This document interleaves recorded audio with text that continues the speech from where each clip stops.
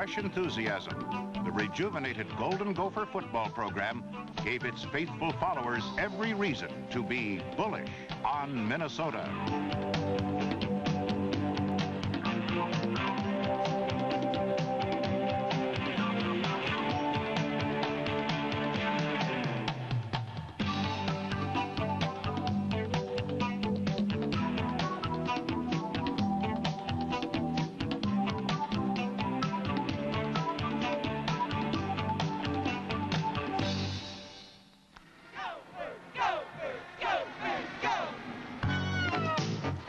In the season opener against Wichita State, quarterback Ricky Foggy rushed for 3 touchdowns in an offense which generated 461 yards.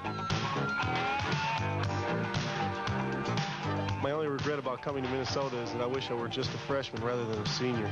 That was Peter Najarian. And this is Larry Joyner, making life less than pleasurable for the Shockers.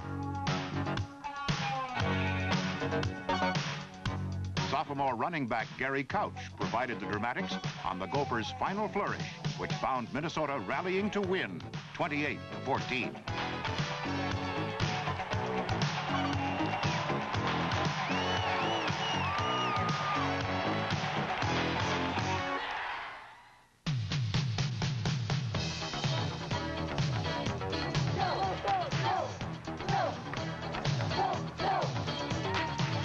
Montana was overmatched against Minnesota as a parade of Gophers led by Valdez Baylor marched smartly into the Grizzlies' end zone.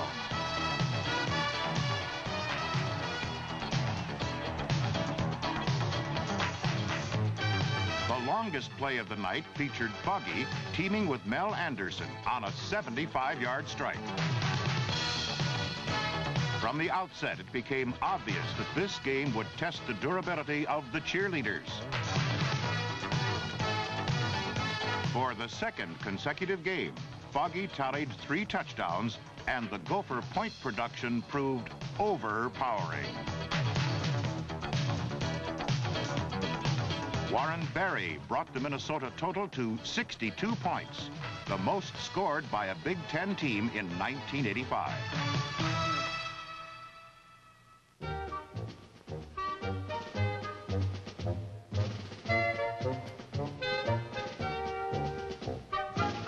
Against national champion Oklahoma, defensive coordinator John Gutekunst formulated a game plan which frustrated the Sooners.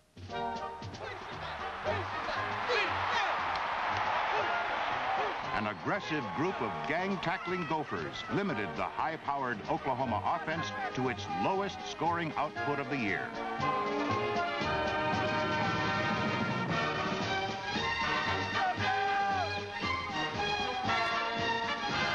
When Foggy found Kevin Starks free in the end zone, the Sooners felt fortunate to escape the Metrodome with a slim 6-point victory.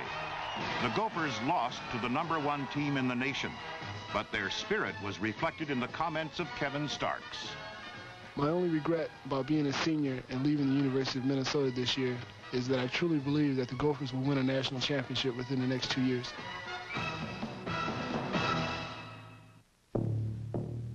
On the eve of the conference opener against favored Purdue, Lou Holtz elaborated on the game plan drawn up by his assistant coaches. I think that every man in this room ought to have certain goals, not only for this football game, but we talk about life. Goals are what cause people to do things. Goals are what really makes life exciting. Whatever we talk about is goals. If you happen to be a running back, that you are going to protect that football and you're going to fall forward every time and you are going to beat on the average of 1 tackle a game. Or if you happen to be a linebacker, you are going to be within 4 yards of the tackle no matter where it is. That entire football game, when we put that film on it, you look at it, when that guy goes down and the referee blows the ball dead, you're within 4 yards of every single tackle in the game. If you happen to be an offensive football player, an offensive lineman, that you are not one time in that football game going to let a guy cross your face. If you happen to be a defensive lineman, not one time are they going to get movement on you. I want to tell you this, they are a fine passing team. But I'm going to tell you right now, a passing team can never beat a good, solid football team. I don't care who we play. You bring Brigham Young in here. You bring anybody in here. You bring the pros in here. A passing team will not beat us if we do certain things. Number one, man, we must stop the run. Last year, Purdue ran the football against us. We could not allow them to run the ball. You believe to tell me that they can run a power ISO against us this year? They aren't going to run that sucker. We can't allow them to run with the football after they catch it either. Nobody in this world can throw the football well enough to do it just by throwing and catching. They must do it by running. We can't allow the quarterback to run. The key to this game and the key to all game is running, the feet. You throw the ball for the fans, and we'll throw it too, but you got to have a purpose on it. We cannot allow them to run after they catch the ball. We cannot allow the quarterback to run. Last week, there was one thing the University of Minnesota established nationwide. Is that this football team will hit you and likes to hit you. We've got to go to that football, and we've got to put a hat on them, and when they complete one, we'll trade a 12-yard gain for a headache. Don't give us a lot of different defense. I don't know what we're going to see. But you know what you're doing. We don't have mental errors. Come off on that football and butt them in the mouth and knock them in the dirt. We must be able to run the football. No way in this world they can defend us the way they did last year. They played us with a 9-man front. We can run to that 9-man front. I'm going to tell you right now, we are going to knock them in the dirt. We are going to run that football, and when they play that 9-man front, we are going to burn them deep if we will get the protection.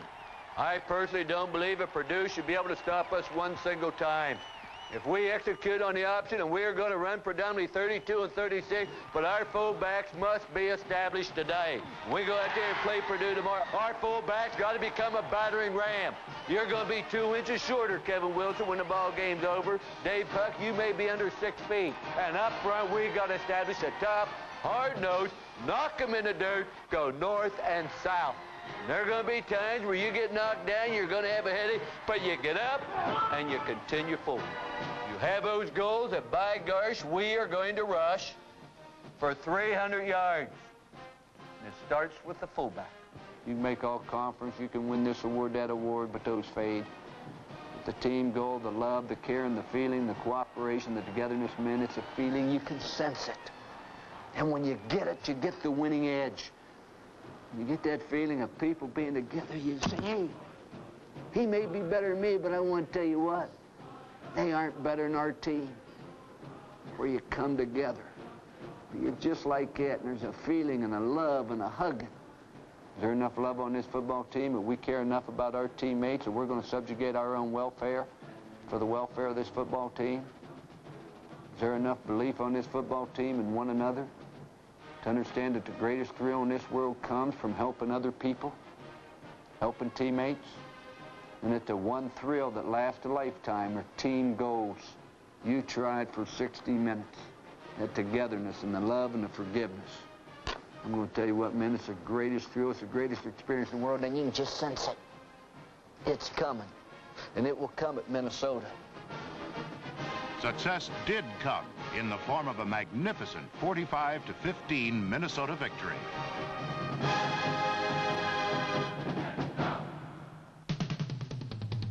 At Indiana, it rained on the Hoosiers parade. On a day in which Minnesota failed to complete a single pass, 3 Gophers nevertheless still caught passes. They were Indiana passes, albeit, and the interceptors were Donovan Small, Dwayne Dutrell, and David Williams.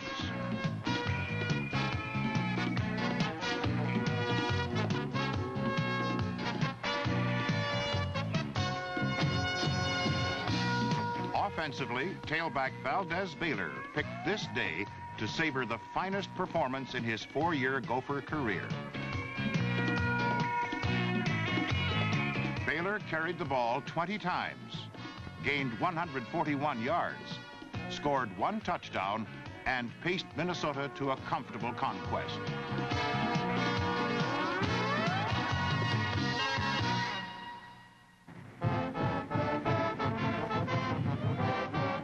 With a 5 5-1 record, the pollsters became bullish on Minnesota. The Gophers surfaced among college football's top 20 for their nationally televised homecoming encounter against Ohio State.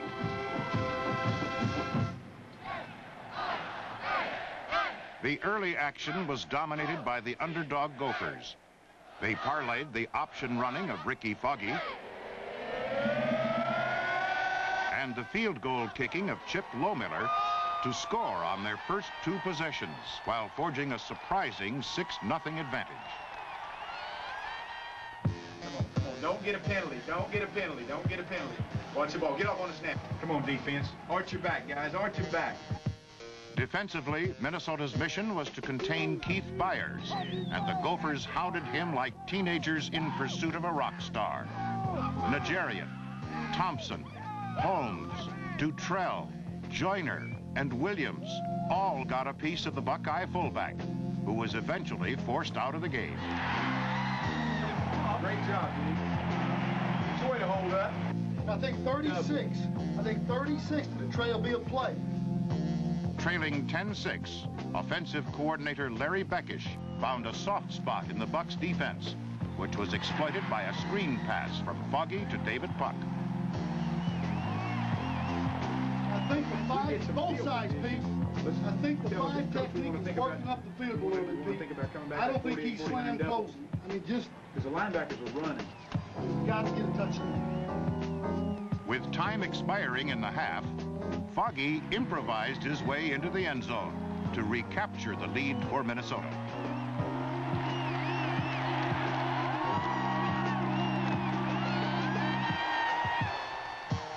I think the damn end is on the quarterback and the backer's on the dime first, Pete. That's what I think. We might ought to read 32 and 33 to the split ends of Trey. A dominant franchise player, the slick-passing Foggy is definitely bullish on Minnesota. The future for the Golden Gopher football team is tremendous. The players are enthusiastic, and we have the talent to challenge for the Big Ten championship. We ought to hit power again, Pete. Power was a big play for us. Ohio State simply could not cope with the option fakes of Ricky Foggy.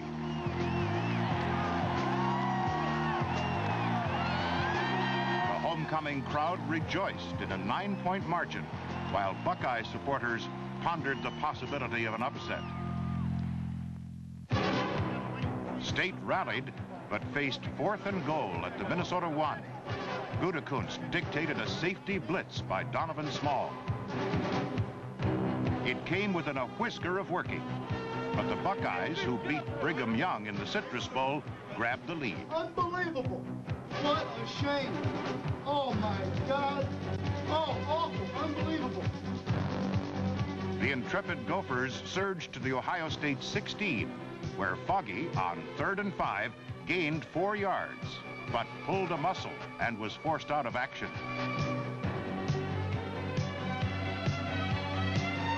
With the winning touchdown only 12 yards away, but without its main man, Minnesota won the battle of statistics, but in a noble effort, lost the war.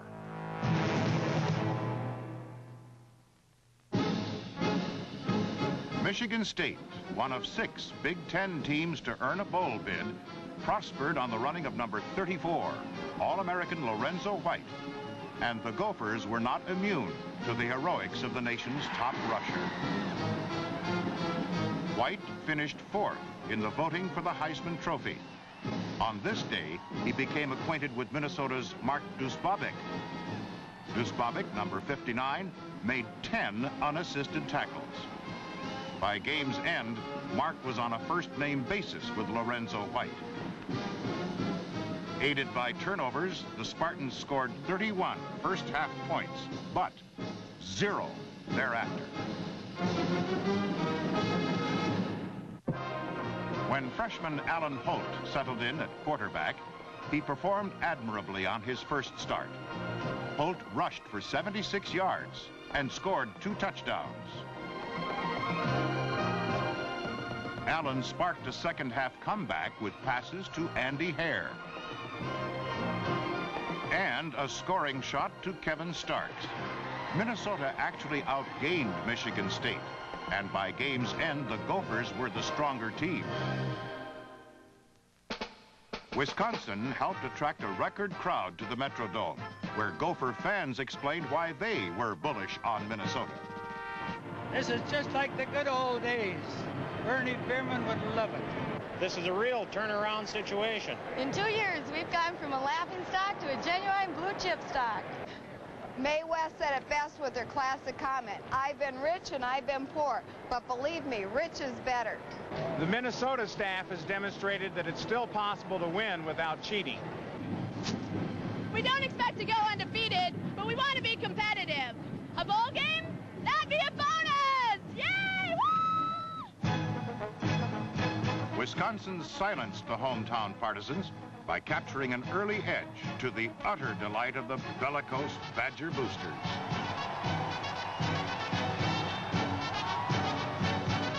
That advantage was eradicated in one stunning moment. Ricky Foggy teamed with Mel Anderson on the longest scoring pass of the Big Ten this year. It covered 89 yards and gave the Gophers a grip on Paul Bunyan's axe, the trophy that goes to the winner of this storied rivalry. The crowd was into the game, and with a 76-yard completion to Gary Couch, Foggy was having fun.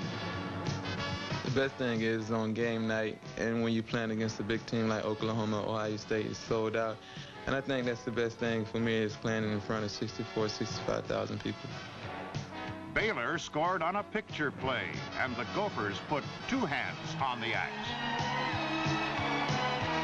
In this half, Foggy completed just 3 passes, but they accounted for an astounding 213 yards and rendered the Madison mob mute.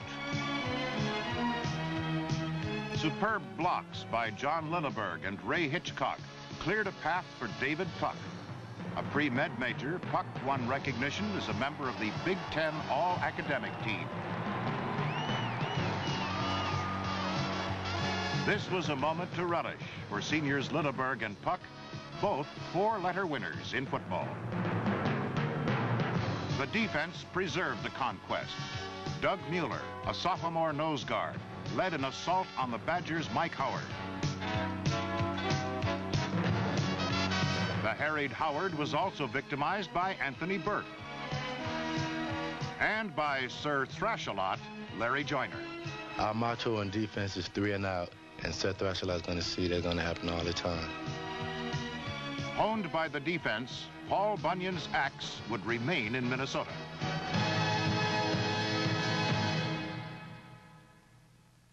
By now, bull fever found bull scouts becoming bullish on Minnesota. We in San Diego are very excited about Minnesota. Big-time football is back in Minnesota, and it's very obvious by the large crowds that you're drawing. The Cherry Bowl is very interested in the University of Minnesota. We think they're one of the most exciting teams in the United States. Michigan retained its grip on the Little Brown Jug and finished as the #2 team in the nation by downing Nebraska in the Fiesta Bowl.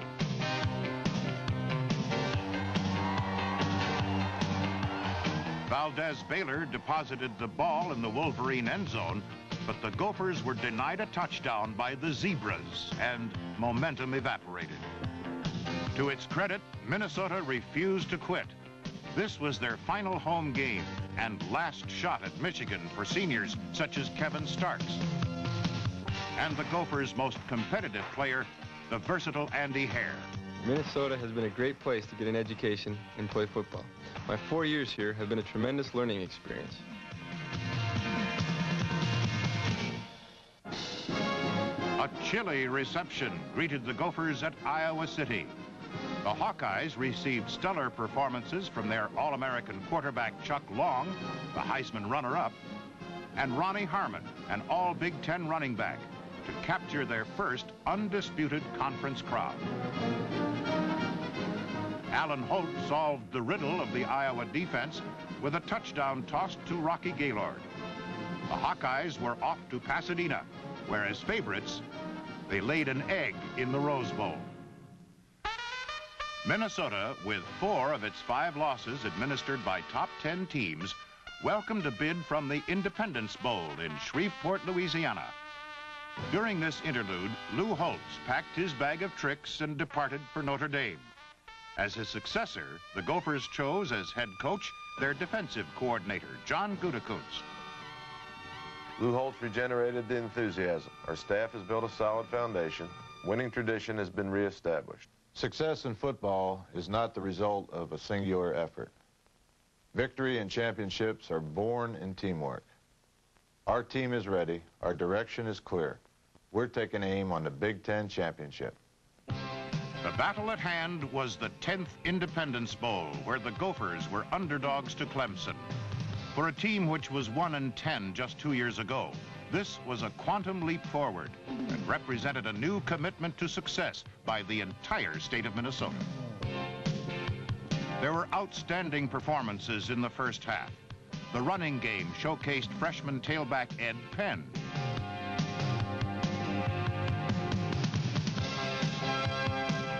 And senior Valdez Baylor, who led the Gophers in rushing in 1985.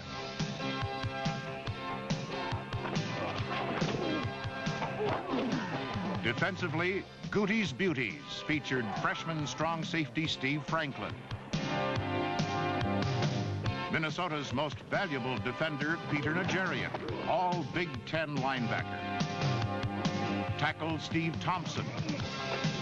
And nose guard Doug Mueller, all of whom helped the Gophers assume a first-half advantage.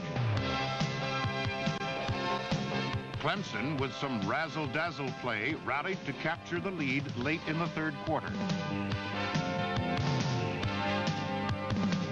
Foggy, Minnesota's MVP for the second consecutive season, inaugurated a come-from-behind effort. A pass to freshman tight end Craig Otto provided a key first down. Lohmiller's second field goal tied the game at 13. The game's outstanding offensive player, Kenny Flowers, was denied a touchdown by Donovan Small, the game's outstanding defensive player. Small foiled a pair of Clemson flea flickers. Intercepted a pass, recovered a fumble, and had the Tigers by the tail for much of the night. A new shotgun formation installed by Coach Larry Beckish was instrumental in determining the outcome. It featured the running of Baylor, the passing of Foggy, and the receiving of Couch. David Putt closed in on the winning touchdown. The honor of scoring it went to Valdez Baylor. For Coach John Gutekunst, the thrill of victory made him even more bullish on Minnesota. We got a taste of postseason play. Our players liked it, our coaches liked it, and our fans like it. Believe me, bowl games are going to be part of the new Minnesota tradition.